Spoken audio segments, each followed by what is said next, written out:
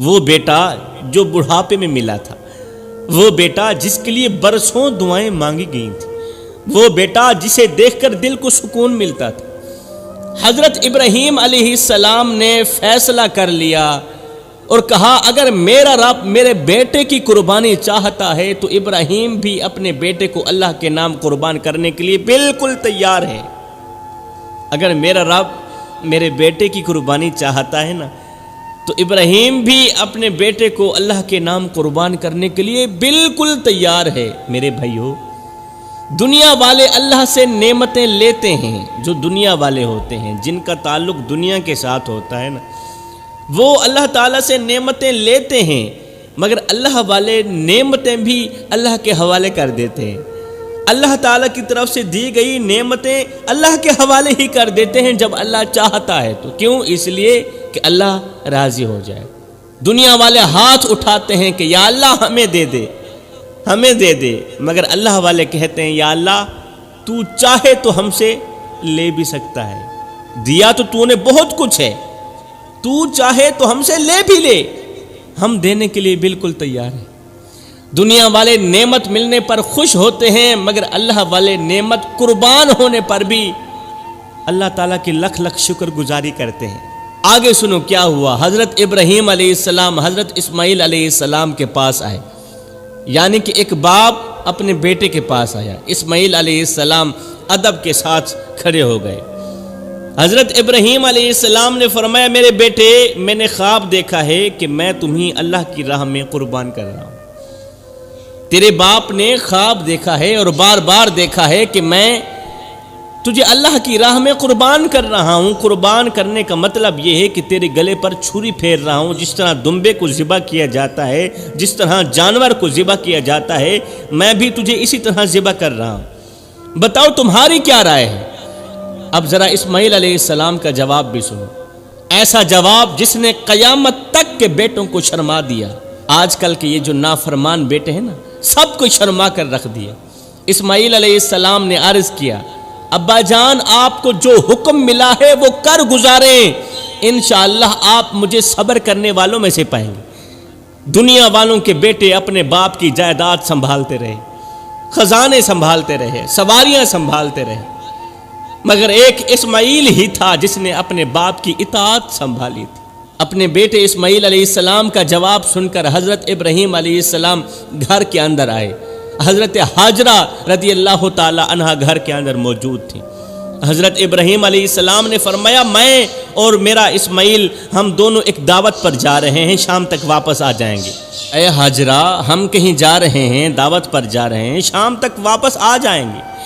ماں نے اپنے بیٹے کو محبت سے تیار کیا ہوگا، چہرہ چوما ہوگا، بال سنوارے ہوں گے اور کہا ہوگا میرے لال جلدی واپس آ جانا کیونکہ تیرے بغیر میرا دل نہیں لگتا۔ حضرت ابراہیم علیہ السلام نے خاموشی سے چھری اٹھائی، رسی لی اور باپ بیٹا دونوں گھر سے نکل پڑے۔ روایتوں میں آتا ہے کہ وہ مبارک مقام مینا کی وادی تھی، راستہ خاموش تھا، پہاڑ خاموش تھے، مگر ایک باپ کے دل کے اندر قیامت ٹوٹ رہی تھی۔ کبھی حضرت ابراہیم علیہ السلام اپنے بیٹے کو دیکھتے، کبھی ابراہیم علیہ السلام اپنے بیٹے کو دیکھتے، کبھی آسمان کی طرف دیکھتے، اور دوسری طرف حضرت اسماعیل علیہ السلام کا صبر بھی دیکھو، نہ خوف، نہ سوال، نہ انکار۔ شاید وہ دل میں یہی سوچ رہے تھے کہ اگر میری ایک جان اللہ کی راہ میں چلی جائے تو اس سے بڑی کامیابی بھلا اور کون سی ہو سکتی ہے۔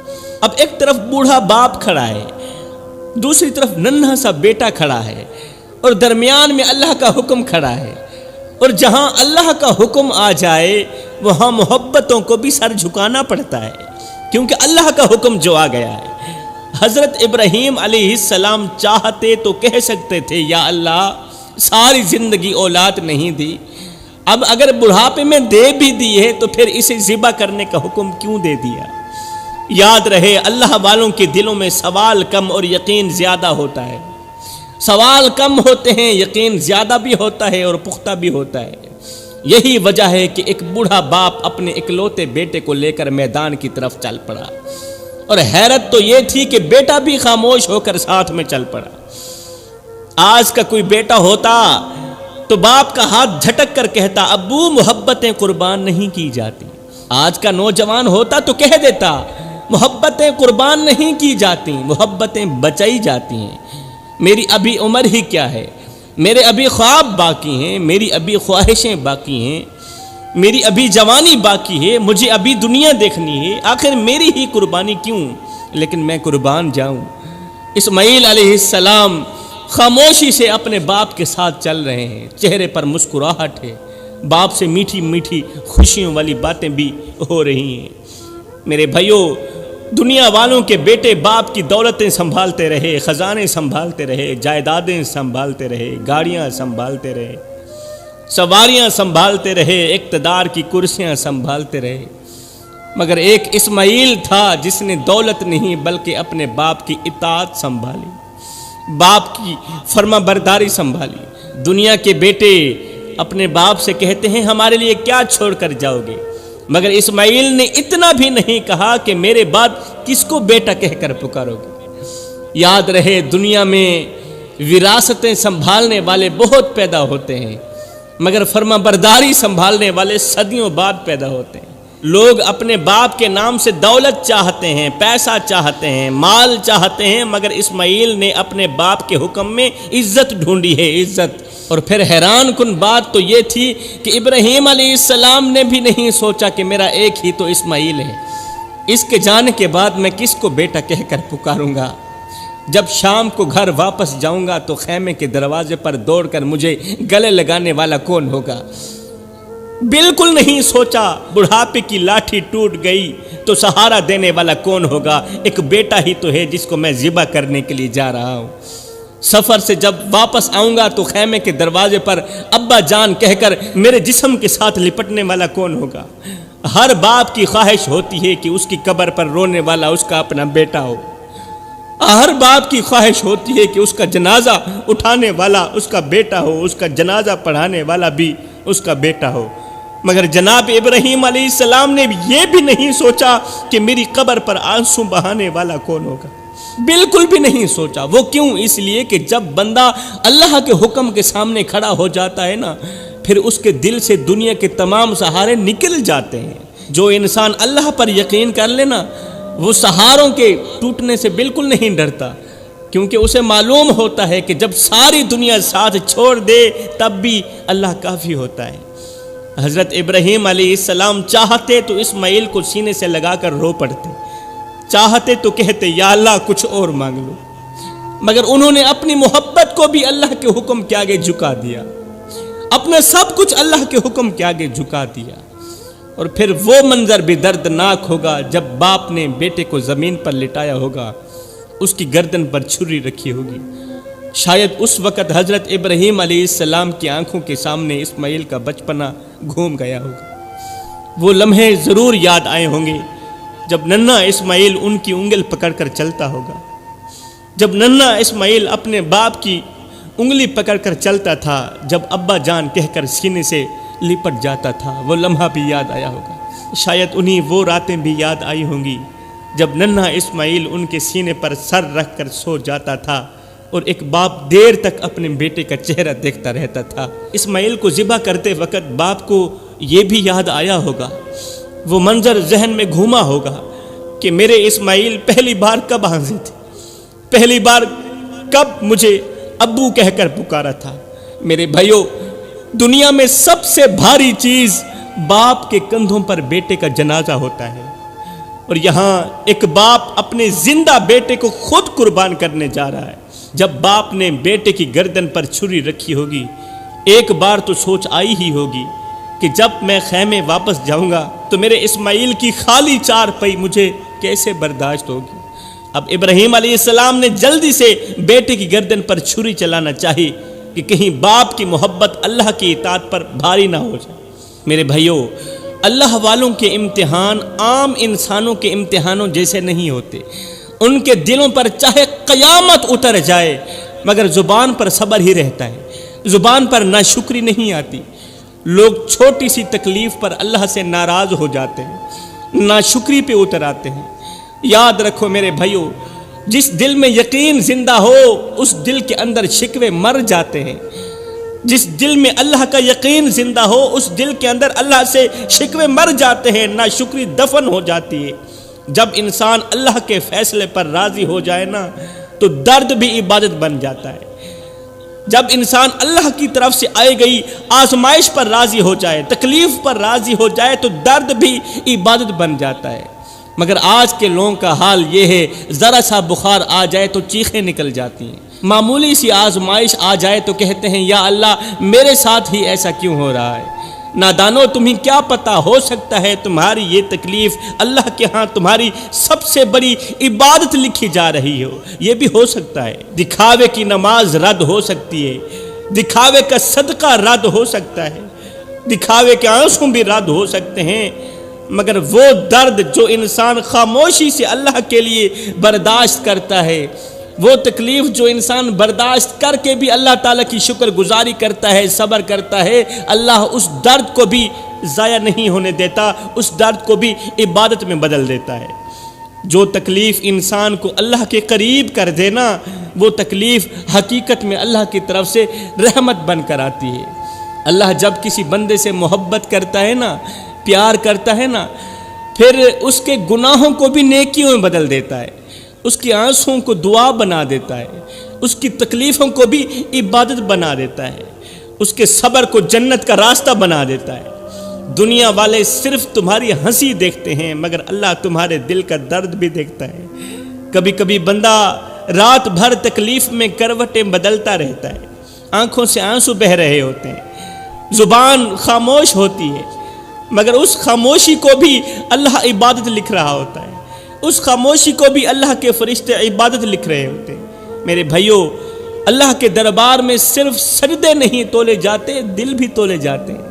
یاد رکھو، جو بندہ تکلیف میں بھی الحمدللہ کہہ دے، یہ وہ بندہ ہے جو بیٹھا زمین پر ہوتا ہے، اس کا چرچہ عرش بری پہ ہو رہا ہوتا ہے۔ خیر، حضرت ابراہیم علیہ السلام نے مینا کی وادی میں بیٹے کو لٹایا، بیٹے کے ہاتھ باندھے، پیر باندھے، شاید اس لیے باندھے ہوں گے کہ قربانی کے وقت جسم تڑپتا ہے، ہاتھ ہلتے ہیں، پاؤں کانپتے ہیں، اور ایک باپ اپنے بیٹی کی تکلیف دیکھ کر کمزور بھی پڑ سکتا ہے، اس لیے باندھے ہوں گے۔ حضرت اسماعیل علیہ السلام چھری کے نیچے خاموشی سے لیٹے ہوئے تھے، نہ چہرے پر خوف تھا، نہ زبان پر شکوہ تھا، نہ دل میں گھبراہٹ تھی۔ پھر حضرت اسماعیل علیہ السلام نے اپنے باپ سے عرض کی، ابا جان ایک کام تو کرو۔ جی بیٹا، کون سا کام ہے؟ کہا اپنی آنکھوں پر بھی پٹی باندھ دو اور میری آنکھوں پر بھی پٹی باندھ دو، اپنی آنکھوں پر بھی پٹی باندھ لیجیے، کہیں ایسا نہ ہو کہ باپ کے دل کے اندر محبت جاگ جائے، باپ کے دل کے اندر بیٹے کے لیے پیار اور محبت جاگ جائے اور یہ محبت اللہ کے حکم پر غالب آ جائے، کہیں ایسا نہ ہو جائے۔ اور اگر ہو سکے تو میری آنکھوں پر بھی پٹی باندھ دیجیے، کہیں میرے دل میں یہ خیال نہ آ جائے کہ میرا باپ اس قدر سخت دل ہو گیا ہے کہ اپنے ہی بیٹے کی گردن کاٹ رہا ہے، بیٹے کا گلا کاٹ رہا ہے۔ ذرا سوچو میرے بھائیوں، ایک طرف باپ اپنے بیٹے کو قربان کرنے کے لیے تیار کھڑا ہے اور دوسری طرف بیٹا اپنے باپ کے دل کو بچانے کی فکر کر رہا ہے، بیٹا اپنے باپ کے ایمان کو بچانے کی فکر کر رہا ہے۔ بیٹا کہتا ہے کہ میرا باپ اس آزمائش میں کامیاب ہو جائے، اس امتحان میں کامیاب ہو جائے۔ یہی ایمان ہوتا ہے، یہی یقین ہوتا ہے، یہی وہ محبت ہوتی ہے جو اللہ کے لیے ہو تو انسان کو آسمانوں سے بھی اونچا کر دیتی ہے۔ حضرت ابراہیم علیہ السلام نے اپنی آنکھوں پر پٹی باندھی اور حضرت اسماعیل کی آنکھوں پر بھی پٹی باندھی، پھر کانپتے ہاتھوں سے چھری بیٹے کی گردن پر رکھی، گلے پر رکھی اور پوری قوت کے ساتھ چھری چلا دی، پورے زور کے ساتھ چھری چلائی، مگر چھری نے گلا نہ کاٹا۔ حضرت ابراہیم علیہ السلام حیران رہ گئے، انہوں نے چھری کو دوبارہ تیز کیا، پتھر کے ساتھ دوبارہ تیز کیا، پوری طاقت کے ساتھ پھر بیٹے کے گلے پر رکھی، مگر چھری ابھی بھی نہ چلی، زور سے چلائی، تیزی سے چلائی، پوری قوت سے چلائی، چھری نہ چلی۔ حضرت ابراہیم علیہ السلام کے دل کی بے چینی اور بڑھ گئی، وہ کہنے لگے اے چھری تو کیوں نہیں کاٹتی؟ کہیں ایسا نہ ہو کہ میرے رب کا حکم پورا کرنے میں دیر ہو جائے اور میرا رب مجھ سے ناراض ہو جائے، کہیں ایسا نہ ہو۔ پھر جب بار بار چھری نہ چلی تو حضرت ابراہیم علیہ السلام کی آنکھوں سے آنسو نکل آئے، حضرت ابراہیم رو پڑے اور عرض کرنے لگے اے اللہ، جب تیرا بندہ دل و جان سے اپنے بیٹے کی قربانی دینا چاہتا ہے تو پھر تو قبول کیوں نہیں کرتا؟ رو کر کہنے لگے اے اللہ، جب تیرا بندہ دل و جان سے اپنے بیٹے کی قربانی دینا چاہتا ہے تو پھر تو قبول کیوں نہیں کرتا؟ مالک، میں زبردستی نہیں کر رہا، میں اپنے دل کا ٹکڑا تیرے نام پر خوشی سے قربان کر رہا ہوں، اور میرا بیٹا بھی خوشی سے قربان ہونے کے لیے تیار ہے۔ اے اللہ، ہماری قربانی قبول فرما لے، اس چھری کو توفیق دے کہ وہ میرے بیٹے کی گردن کاٹ دے اور میری یہ قربانی قبول ہو جائے۔ کہتے ہیں کہ جب حضرت ابراہیم علیہ السلام یہ دعا مانگ رہے تھے کہ اللہ چھری کو توفیق دے، ہمت دے کہ یہ میری اس دعوت کو قبول کرے، اس قربانی کو قبول کرے، میرے بیٹے کی گردن پر چل جائے، جب آپ یہ کہہ رہے تھے تو نیچے سے حضرت اسماعیل علیہ السلام آمین بول رہے تھے۔ اسماعیل علیہ السلام ننھا بیٹا بھی بول پڑا، اے اللہ میری قربانی قبول فرما لے، چھری کو چلنے کی توفیق دے دے۔ ذرا سوچو، آج لوگ معمولی سی تکلیف سے بچنے کے لیے دعائیں مانگتے ہیں، معمولی سی تکلیف سے بچنے کے لیے بھی دعائیں مانگتے ہیں، اور دوسری طرف ایک ننھا سا بچہ ایسا بھی ہے جو دعا مانگ رہا ہے کہ یا اللہ میری قربانی قبول فرما لے، مجھے اپنی پاک بارگاہ میں قبول فرما لینا۔ پھر حضرت ابراہیم علیہ السلام نے ایک بار پھر پوری قوت کے ساتھ چھری چلائی۔ اس بار اللہ کا کرنا ایسا ہوا کہ چھری چل پڑی۔ حضرت ابراہیم علیہ السلام کو محسوس ہوا، یقین ہوا کہ گردن کٹ گئی ہے، بیٹے کی گردن کٹ گئی ہے۔ مگر میرے بھائیوں، حیرت کی بات دیکھو کہ حضرت ابراہیم علیہ السلام بجائے رونے کے کہ میرا بیٹا چلا گیا، لیکن آپ نے کہا شکر الحمدللہ۔ جیسے ہی آپ کو یقین ہوا کہ چھری چل گئی ہے، محسوس ہوا چھری چل گئی ہے، تو آپ نے کہا شکر الحمدللہ، کیونکہ اللہ والوں کے نزدیک سب سے بڑی خوشی اپنی خواہش پوری ہونا نہیں ہوتی، سب سے بڑی خوشی اللہ کا حکم پورا ہونا ہوتی۔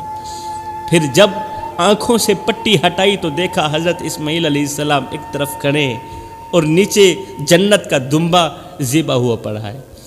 آسمان سے آواز آئی، اے ابراہیم تم نے خواب سچا کر دکھایا، تو اس امتحان میں کامیاب ہوا۔ یہی وجہ ہے کہ آج بھی قربانی صرف جانور ذبح کرنے کا نام نہیں، بلکہ اپنی محبتوں، اپنی خواہشوں، اپنی انا اور اپنے غرور کو اللہ کے سامنے قربان کرنے کا نام بھی ہے۔ سب سے بڑی قربانی بکرے کی نہیں، نفس کی قربانی ہوتی ہے۔ 10 لاکھ کا جانور ذبح کر دینا آسان ہے، مگر اپنے اندر بیٹھے ہوئے اس فرعون کو ذبح کرنا بہت مشکل ہے، جو ہر وقت کہتا ہے بس میری خواہش پوری ہونی چاہیے، جسے نفس کہتے ہیں۔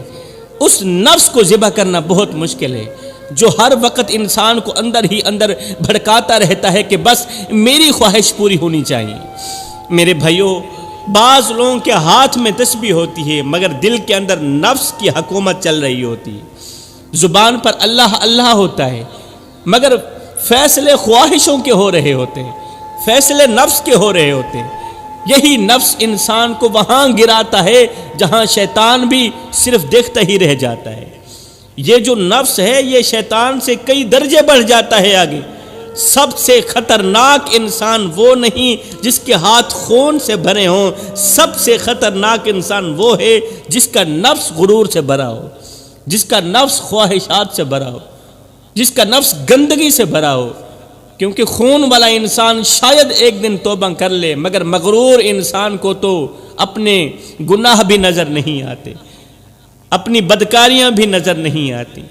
کسی اللہ والے نے بڑی عجیب بات کی تھی کہ انسان پہاڑ سے گر جائے تو بچ سکتا ہے، انسان پہاڑ سے گر کر بچ سکتا ہے، سمندر میں ڈوب کر بھی بچ سکتا ہے، مگر اگر وہ اپنے نفس میں ڈوب گیا پھر اس کا بچنا مشکل ہو جاتا ہے۔ آج لوگ شیطان کو گالیاں دیتے ہیں، حالانکہ انسان کو سب سے زیادہ تباہ اس کا اپنا نفس ہی کرتا ہے۔ لوگ شیطان کو گالیاں دے رہے ہیں اور اپنے اندر چھپے ہوئے فرعون کو، اپنے اندر چھپے ہوئے کتے نفس کو شاباش دے رہے ہیں، شیطان کو گالیاں دی جا رہی۔ یاد رکھنا جوانو، جس عبادت کے بعد انسان کے اندر عاجزی پیدا نہ ہو، وہ عبادت صرف جسم کی تھکن ہوتی ہے، روح کی بیداری نہیں ہو سکتی۔ نفس وہ بادشاہ ہے جو انسان کو اتنا اندھا کر دیتا ہے کہ انسان اپنے گناہوں کو بھی حق سمجھنے لگتا ہے، گناہ کر کے بھی کہتا ہے میں صحیح کر رہا ہوں، میں ٹھیک کر رہا ہوں۔ اس لیے میں کہتا ہوں اگر قربانی کے بعد بھی انسان کے اندر کا غرور زندہ ہے، خواہش زندہ ہے، تکبر زندہ ہے، تو سمجھ لو صرف جانور ذبح ہوا ہے، قربانی تو ابھی باقی ہے۔ صرف بکرا ہی ذبح ہوا ہے، اگر تمہارے اندر خواہشات زندہ ہیں، تکبر زندہ ہے، میں زندہ ہے، تو پھر صرف جانور ہی ذبح ہوا ہے، قربانی ابھی باقی ہے۔ قربانی اس لمحے شروع ہوتی ہے جب انسان اپنے نفس کے گلے پر وار کرتا ہے۔ قرآن پاک میں اللہ تعالیٰ فرماتا ہے لَن يَنَالَ اللَّهَ لُحُومُهَا وَلَا دِمَاؤُهَا وَلَٰكِن يَنَالُهُ التَّقْوَىٰ مِنكُمْ، یعنی اللہ تک نہ ان کا گوشت پہنچتا ہے، نہ خون پہنچتا ہے، اللہ تک تو تمہارا تقویٰ پہنچتا ہے۔ اب ذرا سوچنے والی بات ہے کہ اگر اللہ کو صرف خون ہی چاہیے ہوتا تو قصائی دنیا کے سب سے بڑے ولی ہوتے، اگر اللہ کو صرف خون ہی چاہیے ہوتا، مگر اللہ خون نہیں دیکھتا، اللہ دل دیکھتا ہے۔ میرے بھائیوں، بعض لوگ قربانی کے دن جانور خریدتے وقت لوگوں کو اپنے جانور کی قیمت سناتے ہیں، لوگوں کو اپنے جانور کی قیمت سناتے ہیں، مگر اللہ کے سامنے اپنی اوقات بھول جاتے ہیں۔ 10 لاکھ کا جانور خرید لینا آسان ہے میرے بھائی، مگر 10 منٹ کے لیے اپنے نفس کو خاموش کرنا